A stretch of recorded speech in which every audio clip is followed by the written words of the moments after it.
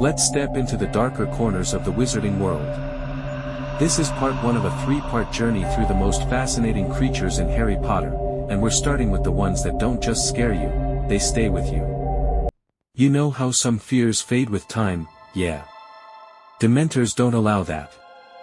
First gliding into our lives in Harry Potter and the Prisoner of Azkaban, these cloaked figures don't roar or attack in dramatic fashion.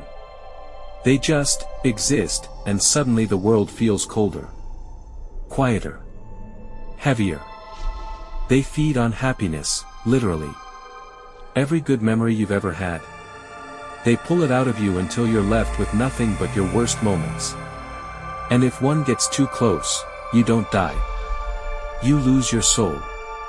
Which, somehow, is worse. The Ministry trusted them to guard Azkaban, which tells you something unsettling. Even the good side was willing to use pure despair as a weapon. It's no accident that the only defense against them, the Patronus charm, requires you to hold on to your happiest memory. Against Dementors, magic alone isn't enough, you need hope. Now imagine walking through Hogwarts, and realizing the danger isn't outside the castle, it's beneath your feet.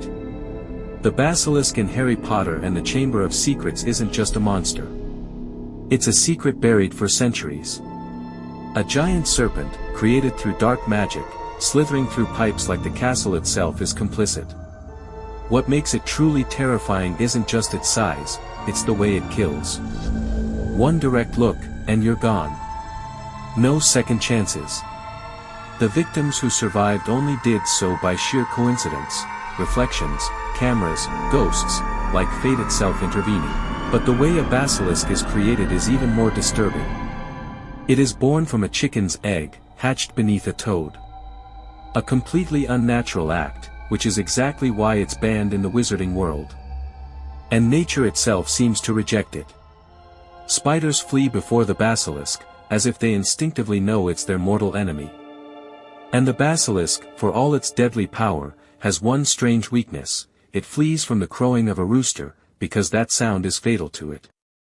And then there's the unsettling detail: it obeys only parselmouths, like Tom Riddle. Meaning it doesn't just represent danger, it represents control.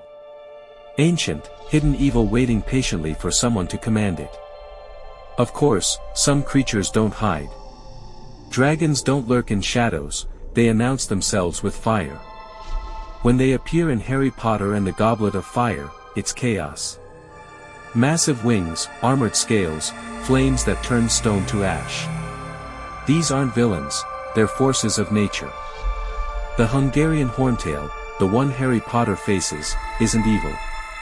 It's protecting its eggs. That's the thing about dragons, they're not malicious, just completely untamable. Wizards don't control dragons, they survive them. There's even a strange respect in the wizarding world for them. Dangerous, yes, but also awe-inspiring. After all, when even someone like Albus Dumbledore spends time studying dragon blood, you realize these creatures aren't just threats, they're sources of knowledge. Then there are creatures that blur the line between monster and man. Werewolves are not born, they're made. And that's what makes their story tragic. We meet Remus Lupin in Prisoner of Azkaban, and for a while, he's one of the safest people Harry knows. Kind, wise, patient. And then the full moon rises. The transformation isn't just physical, it's a complete loss of self. The person disappears, replaced by something violent and uncontrollable. And when it's over, they remember what they've done.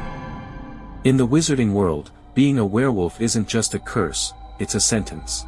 Isolation, fear, prejudice. Even with something like the Wolfsbane potion to keep their mind intact, society never fully accepts them. It's not the monster that defines them, it's how others see them. Some creatures, though, don't even have that humanity left. The Inferi in Harry Potter and the Half-Blood Prince are what happens when death itself is disturbed. They're not ghosts. Not spirits. Just bodies, empty, lifeless, forced to move by dark magic. Hidden beneath a black lake, waiting. When Harry and Albus Dumbledore reach for the Horcrux, the water erupts. Hands. Dozens of them. Pulling, dragging, relentless. There's something deeply disturbing about Inferi because they remind you that in this world, even death isn't always an escape. And yet, something as simple as fire, raw, primal, becomes their greatest weakness. Almost like nature itself rejecting what they've become. Not all fears are physical, though. Some are personal. The Boggart, introduced in Prisoner of Azkaban, doesn't have a fixed form. It becomes whatever you fear most. For one person, it's a monster. For another, it's failure. Or loss. Or something they can't even explain.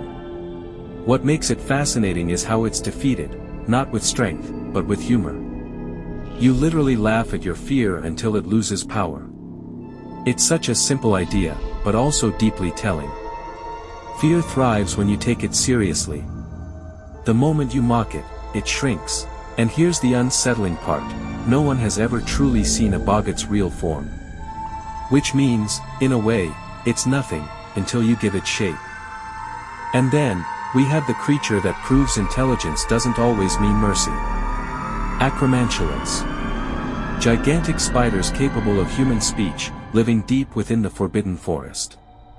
We meet them properly in Chamber of Secrets, through Aragog. Hagrid raised him. Protected him. Trusted him. And yet, when Harry and Ron enter the forest, Aragog calmly explains that while he won't harm Hagrid's friends, his children might. And he won't stop them. That's the thing about Acromantulas, they have rules, a sense of order, but they're still predators. Intelligence doesn't make them kinder. It just makes them more aware of what they're doing. And that's where we'll pause, for now. Because this is only part 1. We've faced creatures that drain your soul, creatures that hide beneath your feet, and creatures that remind you that sometimes the real danger isn't magic, it's what magic allows. In part 2, we step away from the darkness, into creatures that are just as powerful, but far more mysterious, even beautiful. Until then, tell me this, which of these would you least want to encounter, even in a dream?